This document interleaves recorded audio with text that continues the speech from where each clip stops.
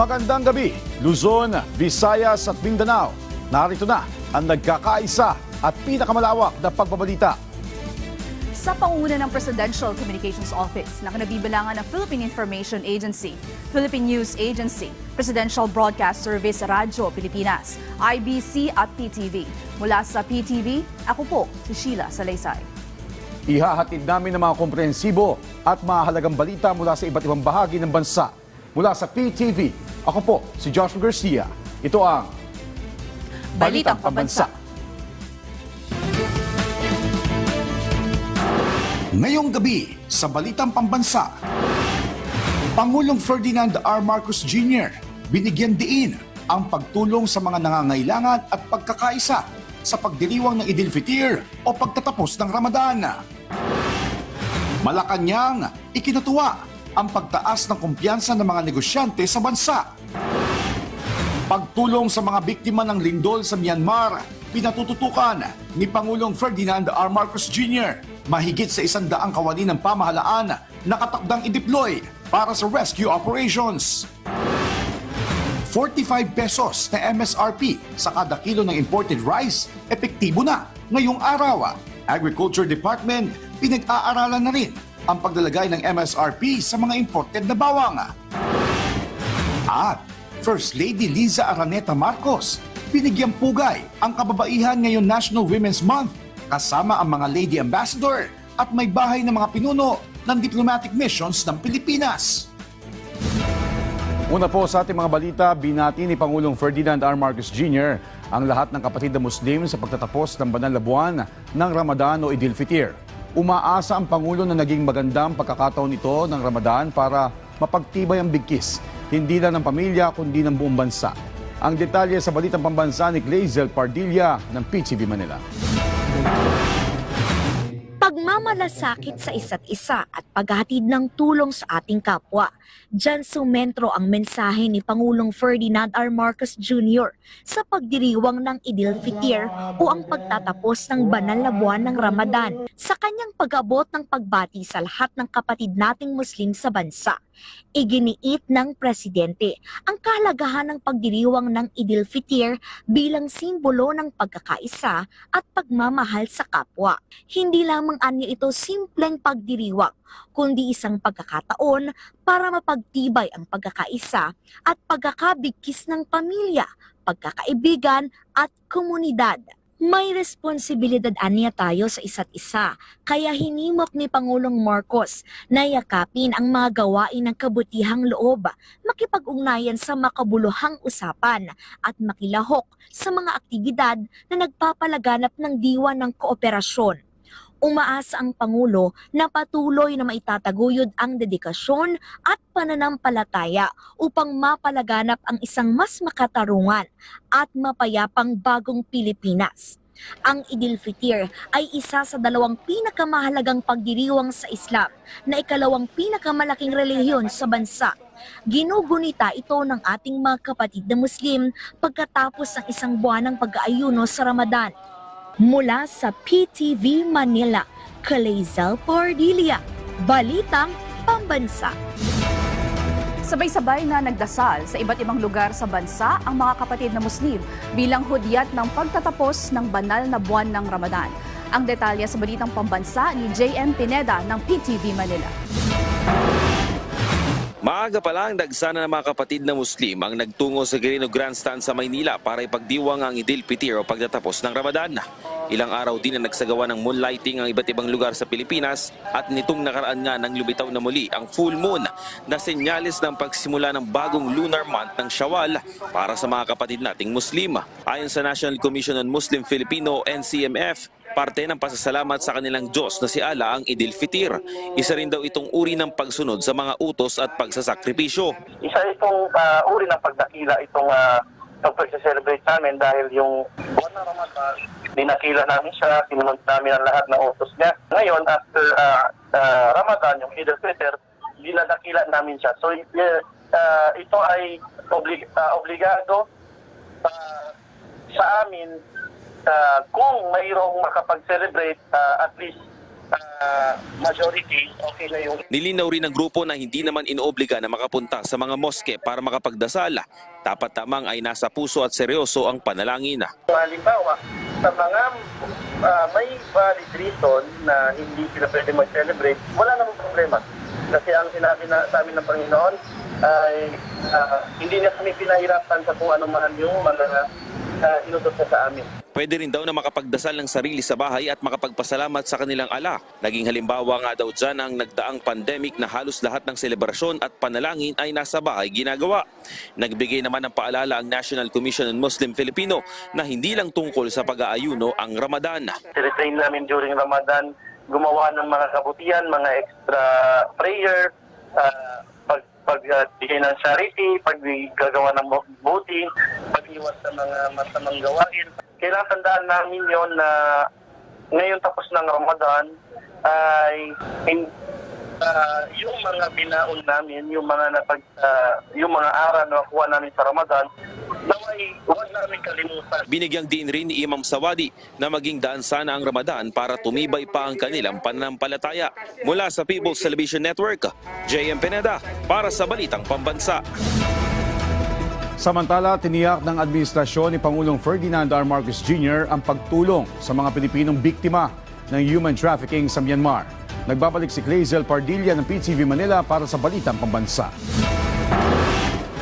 Ligtas nang nakabalik sa Pilipinas ang 176 na Pilipino na biktima ng human trafficking sa Myanmar. Tiniyak ng administrasyon ni Pangulong Ferdinand R. Marcos Jr. ang pagbibigay ng tulong sa mga nasagip na biktima sa scam hub matapos rescuehin ng pamahalaan. Ayon sa Malacanang, patunay ito ng pagpapahalaga ni Pangulong Marcos sa kaligtasan at kapakanan ng mga Pilipino. Nakiusap ang palasyo sa mga nais mangibang bansa para magtrabaho na dumaan sa tamang proseso para hindi nasapitin ang pinagdaan ng kalbaryo ng mga biktima. Sinasabing pinarusahan at sinaktan sila ng kanilang mga amo sa tuwing nabibigong gawin ang mga utos. Huwag po silang makikipag-transact nang hindi alam po ng gobyerno. Kaya nga po tayo may POEA para po sila po ay mabigyan ng seguridad na ang kanilang pupuntahan ay sila ay safe. So, maliban po sa gagawin po ng gobyerno, makipagtulungan po sana ang ating mga kababayan. Nakahandaan niyang pamahalaan para magsagawa ng mga rescue operations sa hinaharap. Siniguro rin ng Malacanang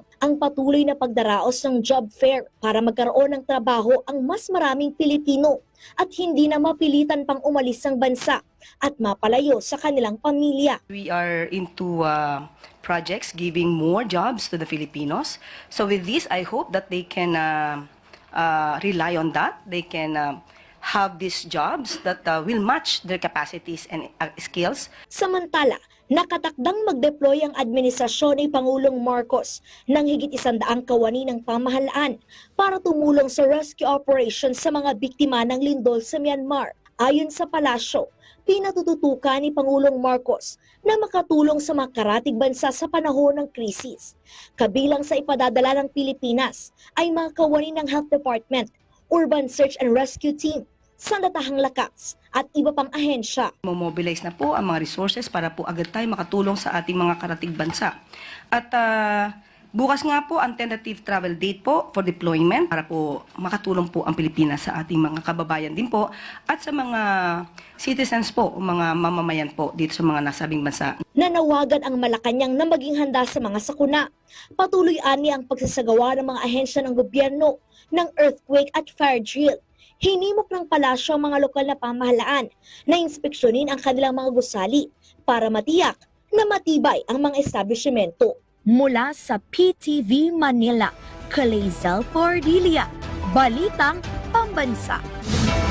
Ipinatupad na ngayong araw ang 45 pesos na maximum suggested retail price sa broken imported rice. Ang detalye sa Balitang Pambansa ni Vel Custodio ng PTV Manila. Sa special market monitoring ng Department of Agriculture at Department of Trade and Industry sa Mega Q-Mart at isang supermarket kaninang umaga, nakitang bumaba ang presyo ng mga pangunahing bilihin, partikular na ang bigas. Lalo na't unang araw ngayon ng pagpapatupad ng 45 pesos maximum suggested retail price ng 5% broken imported rice. Nung nakausap din namin ni Sec Rocky yung mga nagtitinda ng baboy, ng isda, ng bigas, sabi nila mas malakas ang bili ngayon ng mga consumer dahil bumaba nga yung presyo ng bigas. Bagamat walang ipinapataw na MSRP sa mga groceries, mababa rin ang presyo ng bigas rito. Nung pag-ikot namin dati, ang tataas ng mga presyo ng bigas. Now it's really gone down to may 40 na, 45. Tapos yung dating 58, wala na pong 58. So talagang ang laki ng binaba ng presyo ng bigas. Mula 58 pesos noong Enero, unti-unting binaba ang MSRP ng bigas hanggang 45 pesos kada kilo sa loob ng 3 buwan. Magsasagawa muna ng 2-month assessment para malaman kung ibababa pa ba ito na 42 pesos nang hindi nalulugi ang rice retailers. Halos 30% naman na ang compliance level ng maximum suggested retail price sa karning baboy simula noong unang implementasyon nito noong March 10. Magpupulong ang DA at mga pork stakeholders ngayong araw para suriin kung saan nagkaroon ng problema sa compliance. Hihigpitan pa ng kagawaran ng pagbabantay sa itinakdang 230 pesos sa presyo sa farm gate. Nakatakda ring magpulong ang DA at importers ng bawang para mas mababain ang presyo ng bawang. Mula sa People's Television Network, Vel Custodio, Balitang Pambansa. Binigyang pugay ni First Lady Liza Araneta Marcos ang mga kababaihan sa pagdiriwang ng Women's Month. Sa isang pagtitipon sa Malacanang, kasama ang mga Lady Ambassador at may bahay ng mga pinuno ng diplomatic missions ng Pilipinas. Ipinunto ni First Lady Marcos ang kahalagahan ng kababaihan sa pamumuno at kakayahang magbigay ng lakas at direksyon sa mga komunidad. Ang presensya aniya ng mga kababaihan ay hindi lamang isang simbolo, may kapangyarihan itong maging boses ng bansa at inspirasyon para sa tagumpay. Tiniyak ng administrasyon ni Pangulong Ferdinand R. Marcos Jr. ang patuloy na programa para sa sapat na pagkain sa mga pinakamahihirap na Pilipino. Katunayan, ayon sa Malacanang, nasa 300,000 kabahayan o katumbas ng 1,500,000 individual ang tumanggap ng 3,000 pisong buwanang tulong pambili ng pagkain. Pinag-aaralan ng pamahalaan ang report ng social weather stations na nagsasabing tumaas sa 27.2% ang nakararanas ng involuntary hunger o pagkagutom. Bukod sa pinansyal na ayuda, sinusulong din ng Department of Social Welfare and Development ang Walang Gutom Kitchen na nagbibigay ng hot meals o lutong pagkain sa mga low-income families sa Pasay City. Maliban pa po dyan ay meron pa rin po tayong, meron po ang DSWD na programa. Ito po yung Walang Gutom Project Kusinero Cook-Off Challenge para po ma-improve yung public nutrition. At meron din po ang Walang Gutom Project that provides eligible families with electronic benefit transfer po. Ito po 3,000 peso monthly food credits. So aaralin po natin kung saan nanggagaling itong mga sinasabi na nagugutom pa ang ibang mga kababayan natin. At para malaman natin kung saang lugar ito at kung meron man pagkukulang, ay maibsan po natin ang ganitong klaseng mga sitwasyon po. Samantala, nananatiling kumpiyansa ang mga negosyante na mamumuhunan sa bansa. Ito'y matapos i-report ng Bangko Sentral ng Pilipinas ang positibong pananaw ng mga negosyante sa ikalawang bahagi ng 2025, kung saan tumaas ang kumpiyansa nila sa ekonomiya ng bansa sa 45.4%, kumpara sa unang bahagi ng taon na nasa 31.2% lamang. Base pa rin sa survey, nananatiling stable ang equipment at construction sectors na nasa 71.4%. Bagamat inaasahan ang pagtaas ng presyo ng mga bilihin ngayong taon, nananatili naman ang inflation rate sa loob ng target range ng gobyerno na 2 hanggang 4%.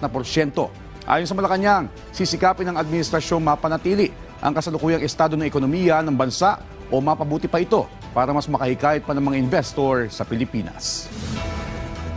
Maganda pong pangitain po yan. Maganda po na nakikita po na dumadami pa rin po ang may tiwala sa ating pamahalaan, sa ating administrasyon para ang mga investors po ay maglaan ng kanilang mga investment sa ating bansa. Maganda pong balita yan. Binigyan diin ng Department of National Defense na nananatiling matatag ang alyansa ng Pilipinas at Estados Unidos kasabay na naging pagbisita ni U.S. Defense Secretary Pete Hegseth sa bansa. Ayon kay DND Assistant Secretary Arsenio Andulong, ang Pilipinas ang unang bansa na binisita ni Hegseth sa Asia-Pacific regions na patunay na binibigyang halaga ng Estados Unidos ang ugnayan nito sa bansa. Paliwanag ni Andulong, isa sa mga pangunahing agenda ni Hegseth ay alamin kung ano ang nangyayari sa security issues ng bansa, partikular sa usapin sa West Philippine Sea, kung saan nagpahayag si Hegseth ng suporta maging ng mga kagamitan na gagamitin sa gaganaping balikatan exercises para sa pagpapalakas pa sa interoperability ng bansa. Dagdag pa ni Andulong, kasabay ng pag-upo ng bagong administrasyon ni Trump, nakitaan na rin naman nila ng indikasyon na nagpapahiwatig na tuloy pa rin ang suporta ng Estados Unidos sa bansa at hindi maaapektuhan ng pagbawas ng assistance ng USA sa NATO. Ito, masasabi natin na pareho ang ating pinangangalagaan na interest dito, na yun ang tinatawag nating peace and security dito sa Indo-Pacific at yung freedom of navigation, yun ang mahalaga sa ating dalawang bansa. Kasado na ang pagpapadala ng contingent ng Pilipinas sa Myanmar para tumulong sa humanitarian at disaster response makaraan ang magnitude 7.7 na lindol sa lugar. Tiniyak rin ng Department of Foreign Affairs ang tulong sa mga Pinoy na naapektuhan ng trabaho, tirahan at iba pa. Ang detalye sa balitang pambansa ni Gav Villegas ng PTV Manila. Nananatili pa rin sa 4 ang bilang ng mga Pilipinong unaccounted o nawawala sa Myanmar matapos tumama ang magnitude 7.7 na lindol noong Biyernes. Ayon kay Foreign Affairs Undersecretary Eduardo De Vega, pinakaapektado ang mga Pilipino na nasa Mandalay na siyang pinakamalapit sa epicenter ng lindol. Karamihan sa mga nagtatrabaho ng mga Pilipino ay mga guro, office worker at mga travel agent. Ayon pa kay De Vega, may mga Pilipino rin ang humihingi ng tulong. May mga Filipino humingi ng assistance, hindi dahil nasaktan, pero baka kailangan lumipat ng lugar o nawawala ng trabaho muna. Humingi ng financial assistance, authorization yung ating embahada na ibibigay natin, over $100,000 yan, para sa gastos, para sa mga kailangan ng ating mga babayan. Nakatakda rin magpadala ang Pilipinas ng contingent sa Myanmar para tumulong sa humanitarian and disaster response efforts. Ang nasabing contingent ay siya ring ipinadala ng Pilipinas matapos tumama ang malakas na lindol sa bansang Turkey. Sa ngayon, wala pang Pilipino ang nasaktan o nasugatan sa pagtama ng lindol sa Thailand. Wala ring humihingi pa ng repatriation mula sa Myanmar at Thailand para bumalik sa Pilipinas. Para sa mga nawawala ng Pilipino kaanak sa Myanmar, mangyaring ipagbigay alam sa embahada sa pamamagitan ng numerong maaaring tawagan na nasa inyong TV screen. Maaari ring tumawag sa OWA Hotline 1348 dito sa Pilipinas o mag-message sa Overseas Filipino Help Facebook page o magtungo sa tanggapan ng Department of Foreign Affairs sa Pasay City. Samantala, nananatili pa rin sa kustodiya ng mga pulis sa Qatar ang 17 Pilipinong nagsagawa ng political rally bilang pagsuporta kay dating Pangulong Rodrigo Duterte. Patuloy pa rin ang investigasyon sa mga ito. Posibleng maharap sa deportation o pagkakakulong ng hanggang 3 taon at multa na abot sa 50,000 reals ang parusang pwedeng ipataw sa mga Pilipino na nagsagawa ng political rally. Muli ring nagpaalala ang DFA sa mga Pilipino na nasa Middle East. Payo lang sa mga kababayan, sumunod sa mga advisory ng embassy. Wala tayong kapangyarihan sa Qatar. Ang Qatar ang may ang Qatar authorities ang may kapangyarihan doon. Sumusunod lang tayo sa kanilang mga rules and regulations doon, no? Na bawal ang political rally. Umaasa rin ang DFA na mapapalaya ang mga nahuling Pilipino.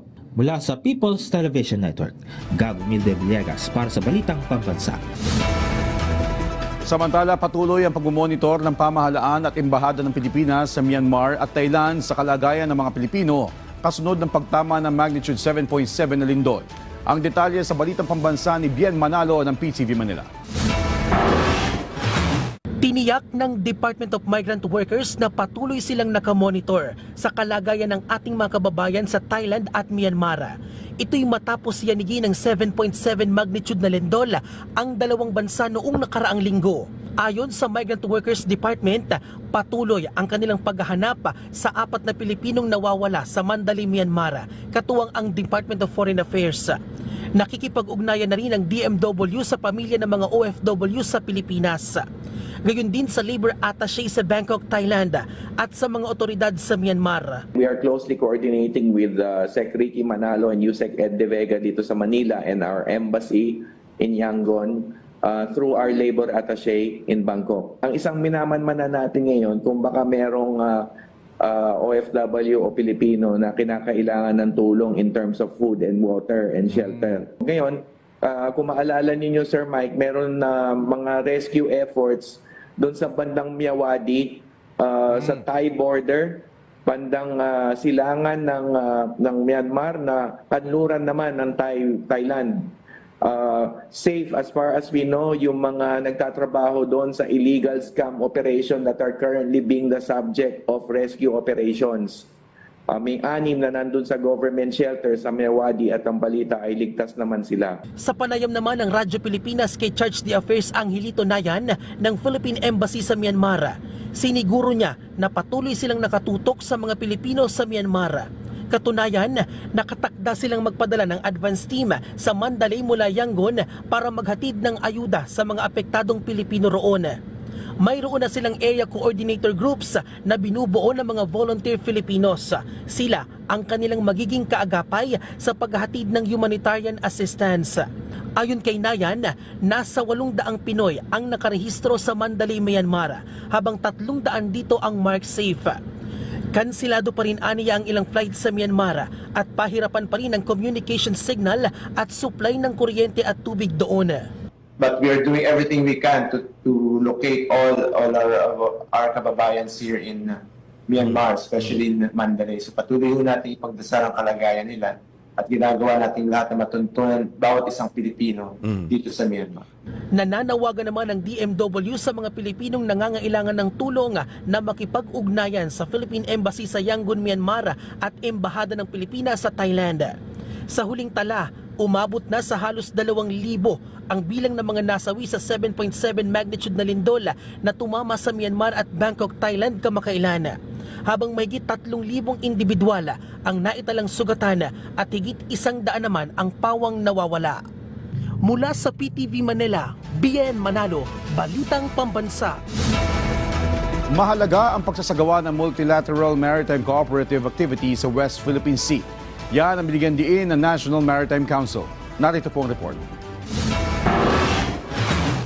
Binigyan din ng National Maritime Council ang importansya ng multilateral maritime cooperative activity sa West Philippine Sea sa pagitan ng bansa, Estados Unidos at Japan. Paliwanag ni NMC spokesperson Alexander Lopez, mahalaga na sabing aktibidad pagdating sa pagpapatibay ng maritime security at interoperability sa mga kaalyadong bansa. Nagpapakita din anya ito ng kakayahan ng bansa na ipagtanggol ang ating teritoryo, hindi lamang sa WPS, kung hindi maging sa lahat ng kapuluan ng bansa, anupat mananatiling bukas at ligtas ang ating karagatan sa lahat ng gumagamit ito alinsunod sa international law. Ayon pa kay Lopez, nakaangkla pa rin ito sa direktiba ni Pangulong Ferdinand R. Marcos Jr. sa pagpapatibay ng diplomatic engagement na nagpapatatag ng strategic partnership ng Pilipinas sa mga kaalyadong bansa nito. Alinsunod sa ating Pangulo, ay una, pinagtitibay lang natin ating diplomatic engagement. Multilateral and even bilateral. In fact, nagpag-usap din tayo sa China on a bilateral basis.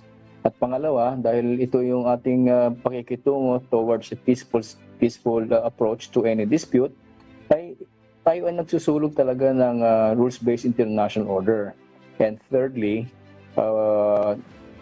ito ay nagpapatatag ng ating strategic partnership sa mga like-minded nations, sa ating treaty allies and even newfound allies.